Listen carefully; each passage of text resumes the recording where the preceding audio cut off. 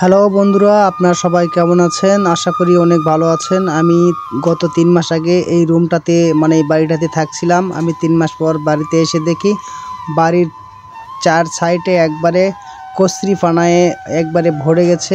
বাড়িতে ঢোকার কোনো পরিবেশ নাই। আমার টয়লেটটা দেখাচ্ছি আপনাদেরকে এখন। অনেক কচু শাকে ভরে গেছে।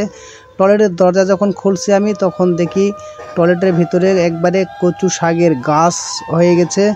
তো বন্ধুরা, আমি আমার ঘরটা আপনাদেরকে এবার দেখাতে চাই। বৃষ্টির পানিয়ে কি অবস্থা হয়েছে, বৃষ্টি সব কিছু ডুবে গেছিল। আপনাদের সবাইকে আমি ওটাই দেখানোর চেষ্টা করতেছি। আর পেজটাতে যদি নতুন হয়ে থাকেন তাহলে অবশ্যই ফলো করবেন। আমি রুমে ইটা ঢুকে রাখছিলাম, সেই ইটাগুলো আপনারা দেখলেন। এবার দেখতেছেন আমার হলো থাকার জায়গাটি। উপরে পলিথিন দিয়ে পানি আটকানোর জন্য কিছু ব্যবস্থা করছি।